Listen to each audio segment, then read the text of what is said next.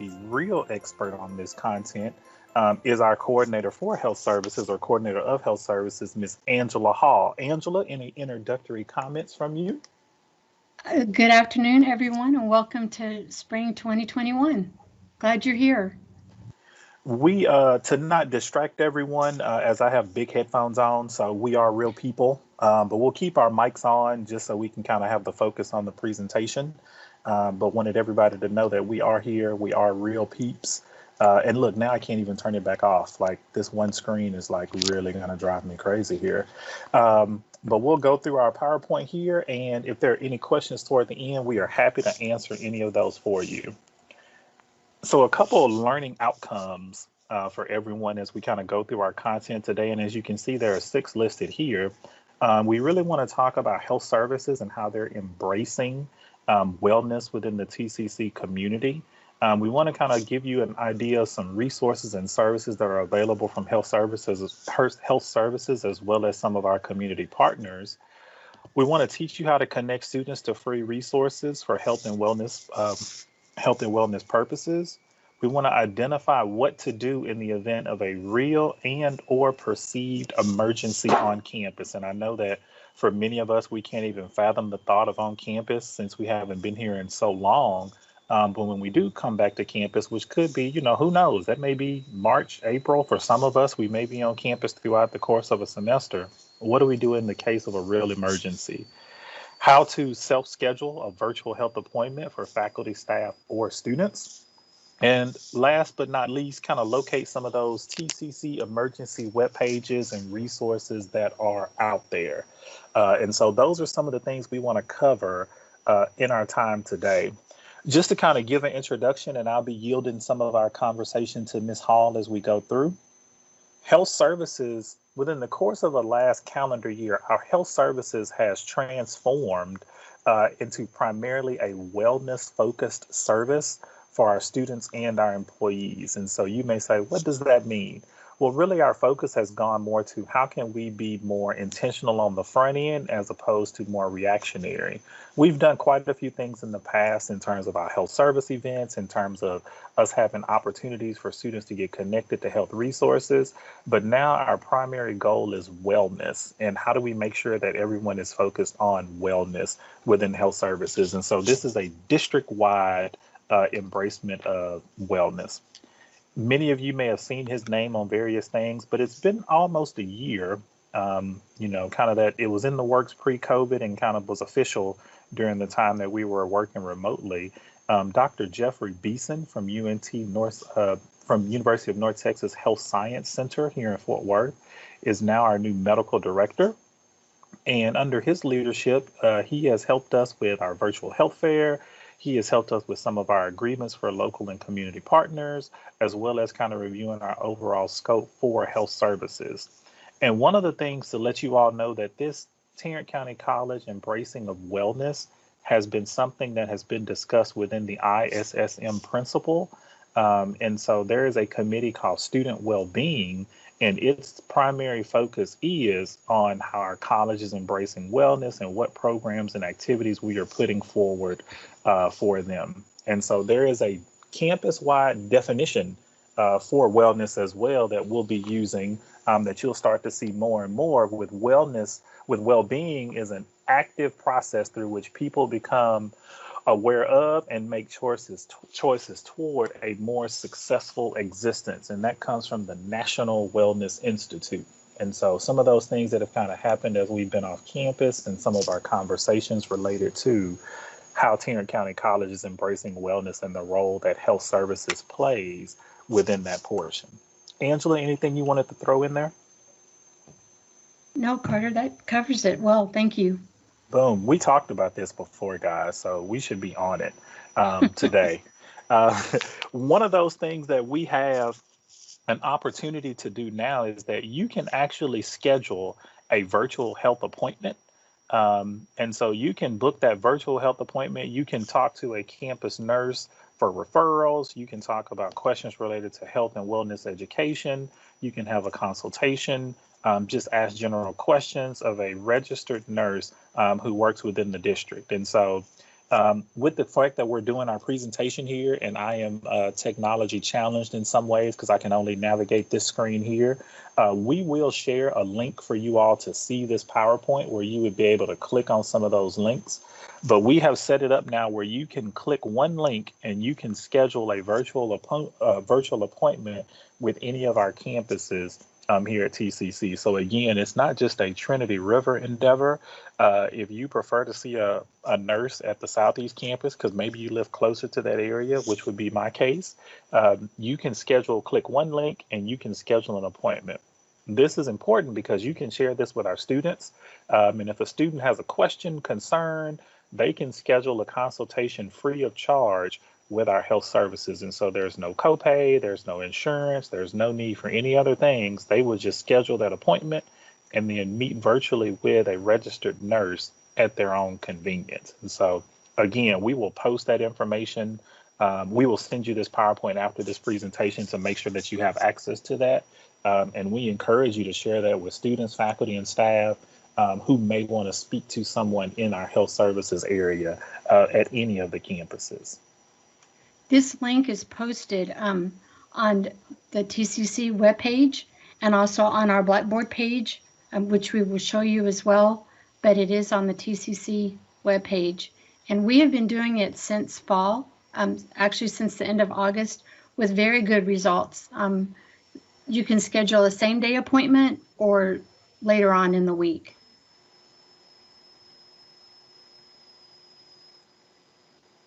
I just clicked it, but it looks like I'm sharing just the presentation only.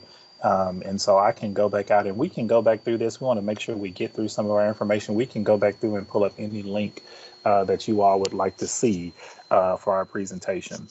And so, Angela, I'm going to toss this one over to you here. If you just tell us a little bit about some of the resources and services that health services can assist with and or provide for our campus community.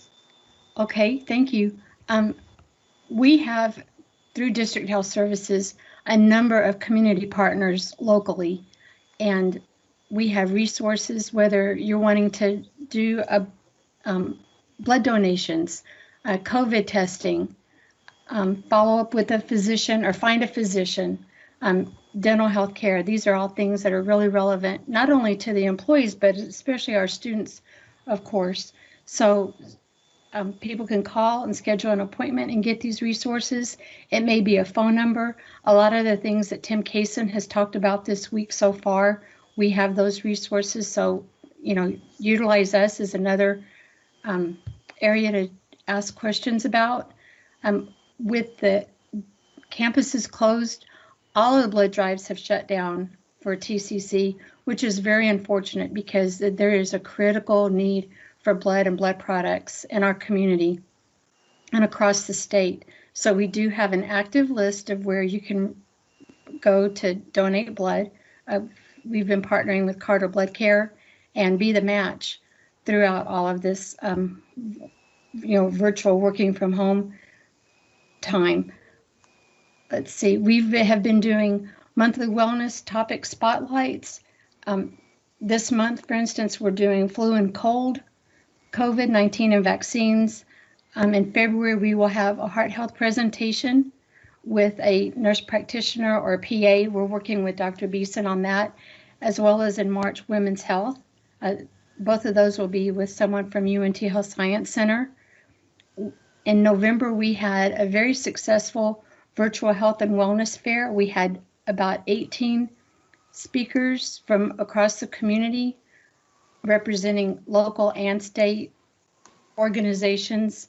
We had a lunch and learn and keynote speaker, very well attended. Also in the fall, we had suicide awareness presentation and breast cancer awareness presentation, lunch and learns. So we have quite a bit coming up again for the spring.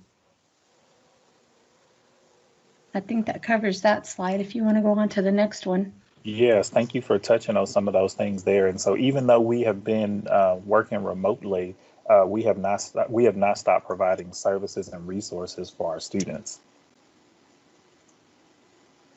And so Angela kind of touched on a few things that are on the horizon, that have happened in the past and on the horizon.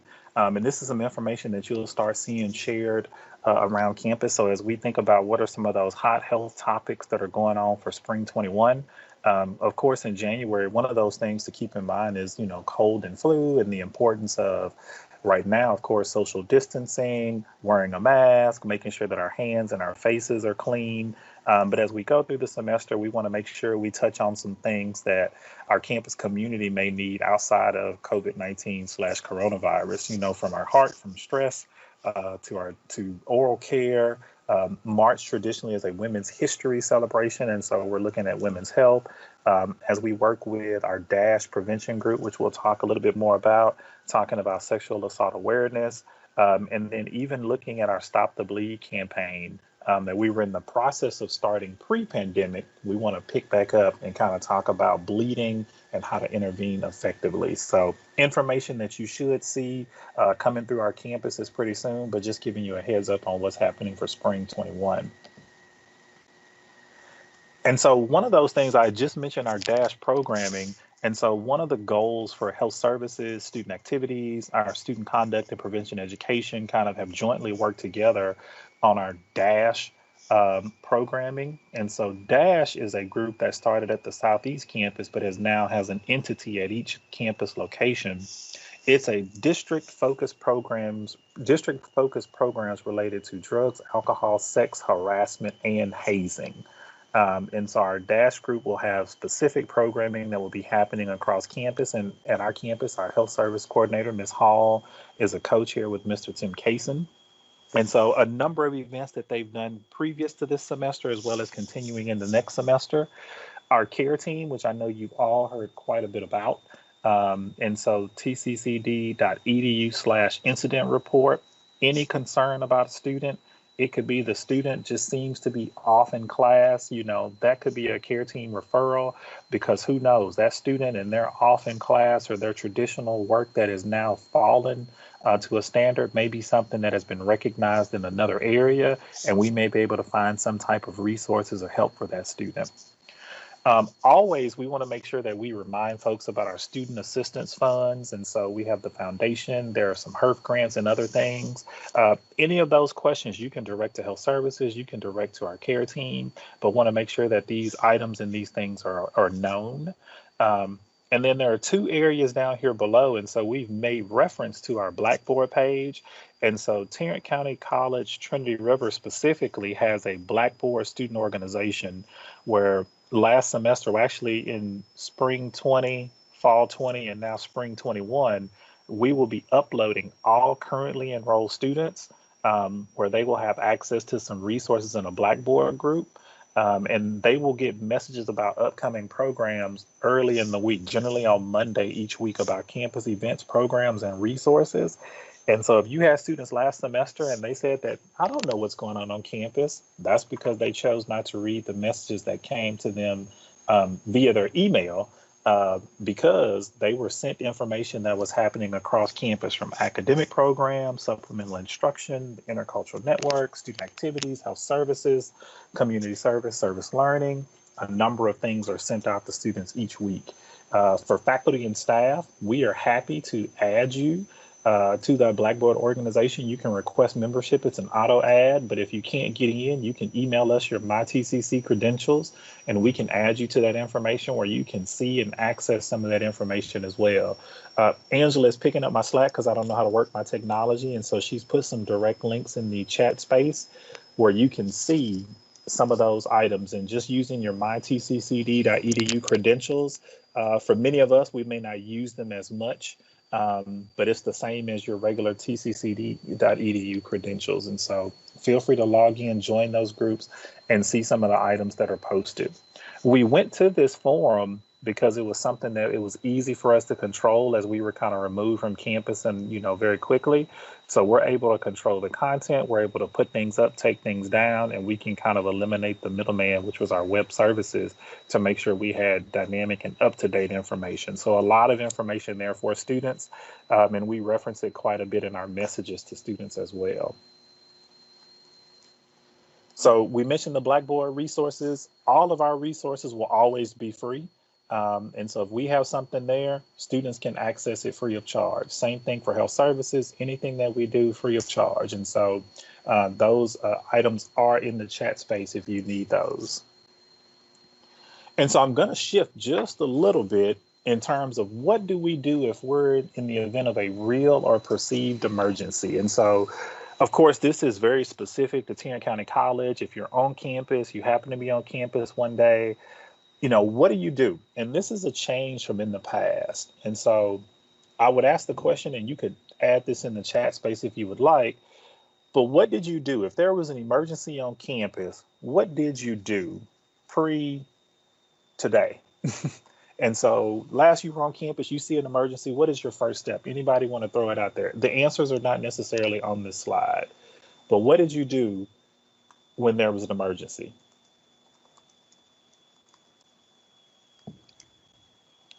Thank you, Carter, Ann. Ann said that, oh, Yeah, I I'm see it there. sorry. She You see it, okay. called TCCD police.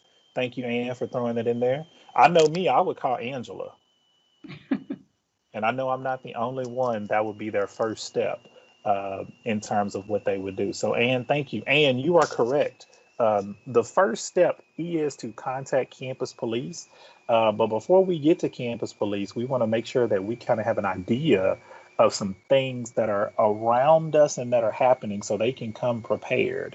So identify that there is an emergency. What's happening? Where are you located? What do you see? What is around you? Are there other threats or other things that they need to be aware of? And then if the individual is aware, awake, paying attention, confirm that they need help, because sometimes a person says, nope, I'm good, I don't need help. And so we have to respect that individual with that, because next we would call campus police. Campus police may come on the scene and they may do an assessment. And depending on when you call campus police, they may automatically dispatch EMS. So they're going to dispatch an officer, but if you tell them that there's blood, there's something serious, they're going to contact EMS, and EMS is going to be dispatched to our campus. If possible, remain with the individual until some help gets there. But our campus police will be our primary first responders if there is a campus emergency, a health-related campus emergency. Of course, general emergencies, absolutely. That is a transition and a change, because in the past, in many regards, our first responder was a campus nurse. And so we want to make sure that you know that you're able to share information with dispatch when you call, so they have all the information that they need to make a quick assessment as they arrive or as they activate our emergency medical services.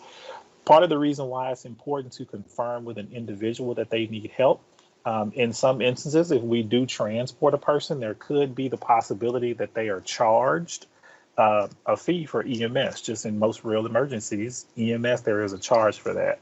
So please make sure that you confirm that they need help. But as we know, if we're on campus using a campus phone, we can dial 58911, or if we're using a cell phone, we have to dial out the entire number. Angela, what did I miss from our conversation about this one? Well, I just wanted to encourage everyone participating to add this number to your cell phone and write it down, share it with students throughout the semester. Revisit this, make sure it's in your phone, that it's written down somewhere near at your office. And I just want to emphasize, ask the victim if it's an emergency and if they need an ambulance. If they say yes, tell dispatch this when you call 58911. And if the person or victim tells you no, then offer to escort them to health services. We are located in TREF 1312, which is the same hallway where the writing center has been, right across from the art gallery. Yes, and so thank you for that in terms of adding that. But the big difference is our campus police, for our health-related campus issues, are our first responders. And so I want to make sure that that I share that multiple times. And so because we don't want you to call and say, hey, Angela, Shirley, Lorena, I need help. And then their first thing is going to be, what's happening? We need to call campus dispatch. And in some cases, that is the first thing that we've lost. We've lost time. So I want to make sure that we share that.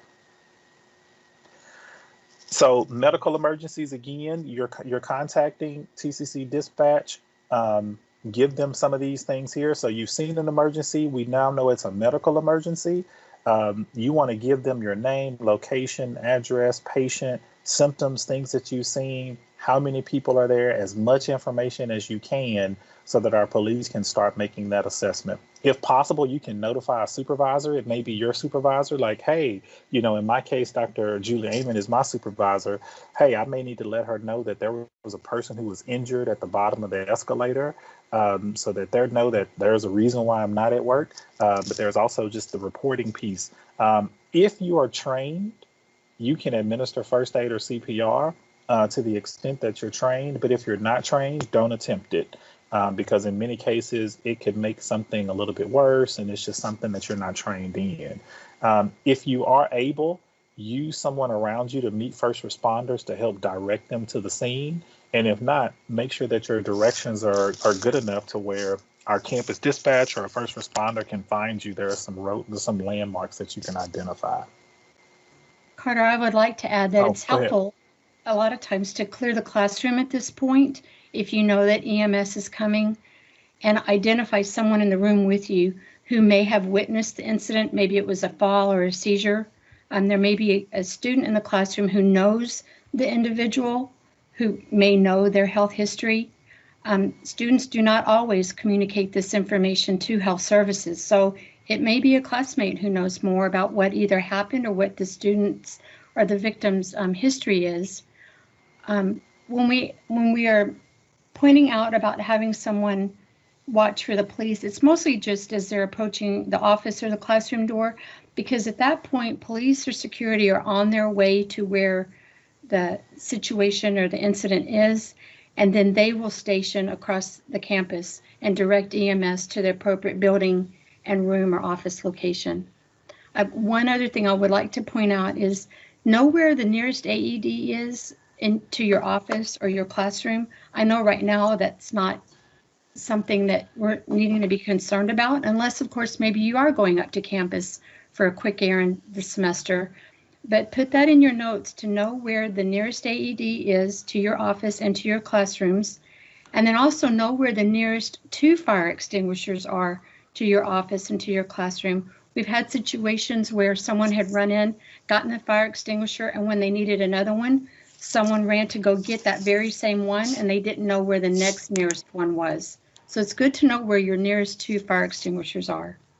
Well, and Angela, one thing, you mentioned the fire extinguishers and the AED. Just being on campus today, and I haven't been here in a while, someone literally asked me an hour and a half ago, where's Belknap? And I had a moment of pause as I stood on Main Street, knowing, Belknap is 1 floor up, the main doors, but it took me about 10 seconds to gather myself. And so how quickly we can forget where some of those important resources and landmarks are on our campus. And so just being aware where your AED, your fire extinguishers are, and other, areas, exit points, et cetera, is very important on campus.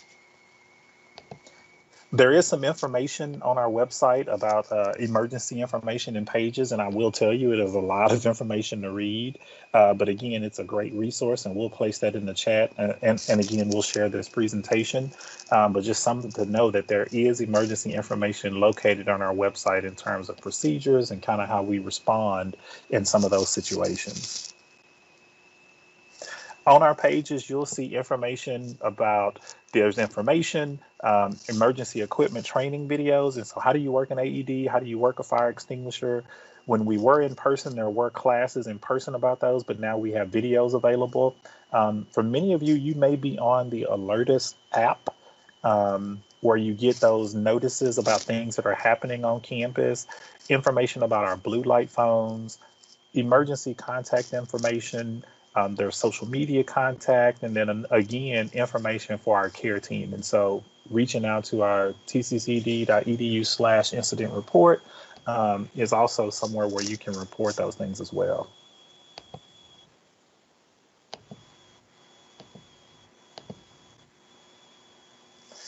One of the things here that we'll have links for you is how do you work some of those things that are on campus? And I know each of us is kind of like, I'll never need those things. But the time that you don't think you need it, that once or twice will be the time that it could potentially, save someone. And so information about our AED, which of course stands for automatic external defibrillator, Our evacu-track chairs, and so if we're on campus, we have to evacuate. If our elevators are not working, there may be some people who need those chairs and how to utilize them. And then there is CPR, which is hands-only CPR, where you can get some training and some things to potentially do some CPR. Again, if you are hands-only CPR trained or fully CPR trained, you would render that aid to the ability that you have. So if you're not comfortable, don't feel like you have to, but if you are comfortable, you are trained, and you're able to do that in a situation, by all means, please do. It may also be that you find that you realize you would not be able to use the EvacuTrack chair equipment. You could consider asking a student or someone else in your office to help you with that, and also make sure that they have watched the videos. The videos, I believe, are in English and in Spanish. The links are active on the website, and that is listed as a link in the chat. But each of those are a separate link. One of the things that has been asked quite a bit for our health services staff across the district is, how do we deal with COVID-19? What happens if we are diagnosed or exposed to it? What is our response piece? And so the district has a very long rundown about what to do in terms of what happens on our campus if you're exposed, if you're diagnosed. And so we wanted to touch on it just a little bit, because we know as health services, as our campus kind of health services experts, those questions may come up and you may have those questions for us. And so just something that we all know, hopefully, employees and students are required to report that exposure. And there is a COVID-19 diagnosis / exposure form. And so there is a definition that the CDC has for that exposure, being within 6 feet for 15 or so minutes. And there are 2 ways to report those exposure if it incurred TCC facilities or off campus. And so the form is here. Angela will place up. She's already placed it in the chat there. And so when you complete that form, if you're supposed to do this form, if you tested positive, you've been tested and you're awaiting results, you've had exposure, or you've had a sick family member or roommate who has tested positive. And so this is a presumable close contact. And so we know close contact is that less than 6 feet for more than 15 minutes. And so that's kind of one of those things to keep in mind. Well, I think this is Carter speculating, one of the reasons why we're not having as many in-person classes is to minimize this close contact. In terms of the 6 feet, the 15 minutes, just think about our campus the first week of school and how people are here, how people are hanging out, how we're interacting. We're in the cafe, we're walking outside, etc.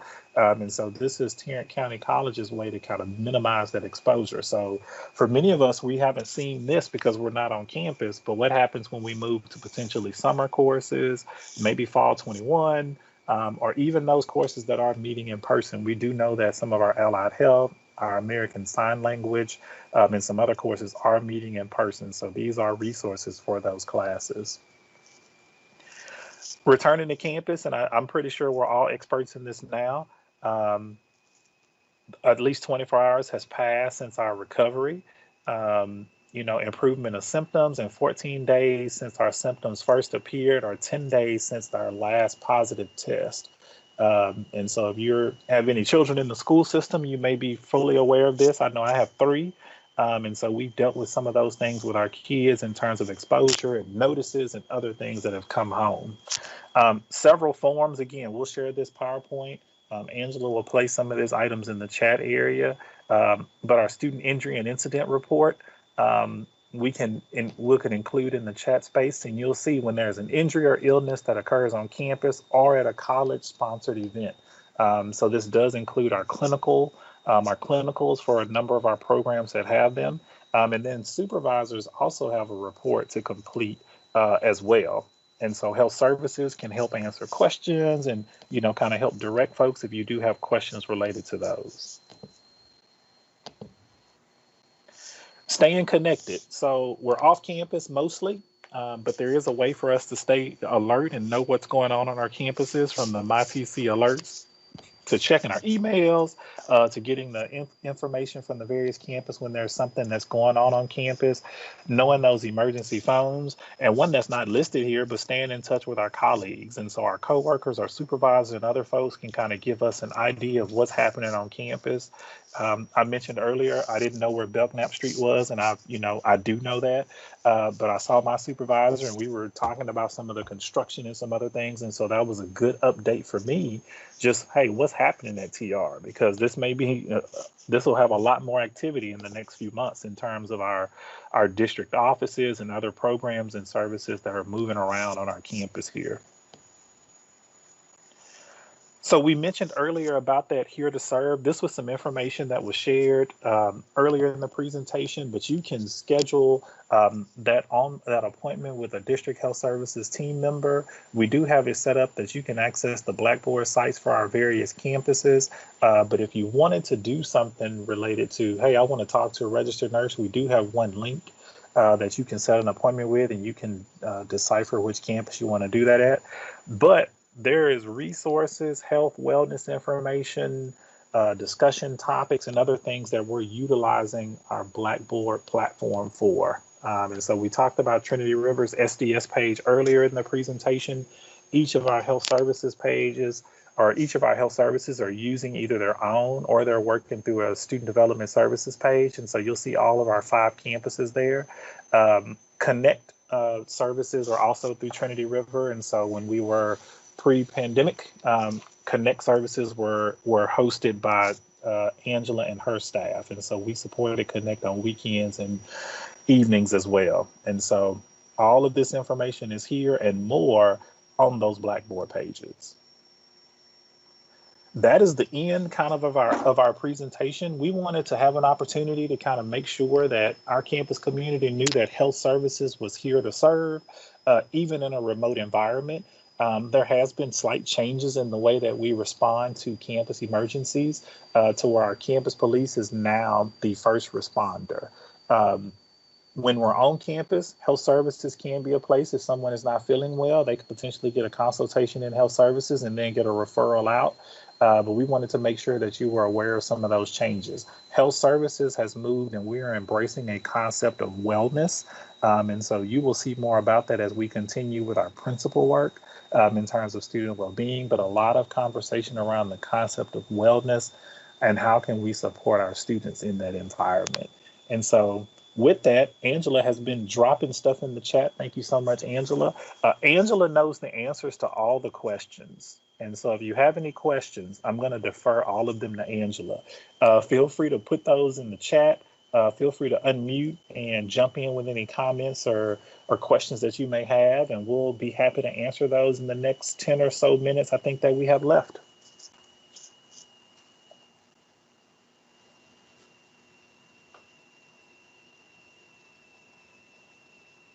Not all at once. Okay, I'm going to play applause for us because that means there are no questions, so we must have did a good job. Angela, what did I miss from our overview, our review? What did I miss? I don't think that you missed anything, Carter. I believe it was covered well. I really encourage you to check out the SDS Blackboard page. On the left-hand side, you will see all of our areas, whether it's health services or student conduct, transfer center, advising and counseling, the multicultural network. That's all on the left side. Some of the other campuses, they have the departments split out a little bit differently, but we are all inclusive in the SDS Blackboard page, which makes it nice because you just drop it down. Now, when you do click on health and wellness, you will then see health services and then student conduct. So then you'll have to scroll down the page a little bit to either pick health services or Tim Kason's office. Well, but we're doing so much in collaboration with each other. We're under the same heading, and it's been great to collaborate. If you have any specific topics that you would like for us to focus on this semester, please do not hesitate to contact me. We want to be meeting students where they are and providing them what they need. We had gotten quite a bit of feedback after the suicide awareness presentation, and have been addressing some of the issues and questions that have come up.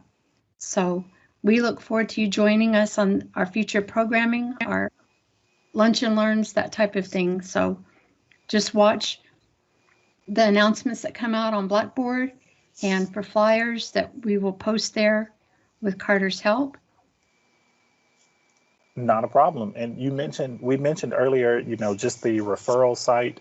If you were looking to set up a virtual appointment with our health services, you'll see Nurse Consort virtual appointment. And so this is the website, or you're looking for a referral for community or health organizations.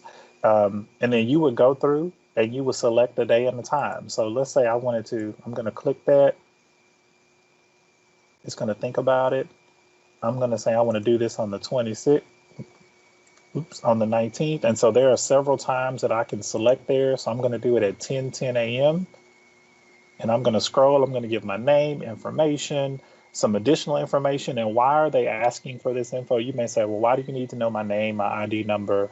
Our health services, of course, has to work with our campus community.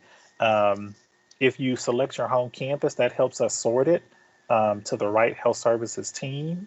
And then by putting in your date of birth, and you're putting in other comments there, they're able to kind of customize the response. And so if you're saying some things and you're saying, well, I'm 60 years old and I'm having these problems, they can do their homework and they can say, well, it could be one of these things here, and have their referral information ready, as opposed to kind of getting all the information on the fly and trying to make the best determination in person. So the more information you're able to share, the better they're able to kind of help you in that time that you're spent together. But it's a very easy process for us to be able to do that. And then lastly, we referred to this several times. This is the TRSTS Blackboard page. So it's in with their classes, and so it's something easy to find. But you'll see our departments and activities that are right over here on the side. And I can click health services, and you'll see some information about health services and student conduct and their contact information. And you're able to click in and get more information. The great thing about us with the Blackboard page is we're able to update these things in real time. And so I could literally go in and say, oh, I want to change that, and I'm able to change that. And so we've made some changes to student activities here. Our Trailblazer Leadership Academy is something there, but there's just a whole bunch here that our students can click through. It's easy, it's associated with their login. And again, it's something that we're able to provide and do very quickly. So just wanted to show you those very quickly. We will place in the chat here, I'll place a link where you can access that PowerPoint. And so you'll be able to get that outside of this session. But if there are any questions, we're here. I see the thank yous in the chat. Thank you all so much for being here. With that, we are done. So Angela in here may sit here and tell jokes and banter back and forth. You're welcome to stay and listen to us do that, but we'll hang on a little bit to answer any questions or discussion.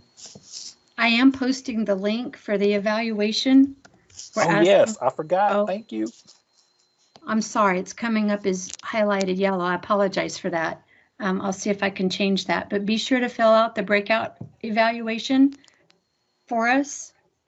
You'll have the opportunity to complete that after each breakout session. And that information is so valuable to us as we plan breakout sessions and programming in the future.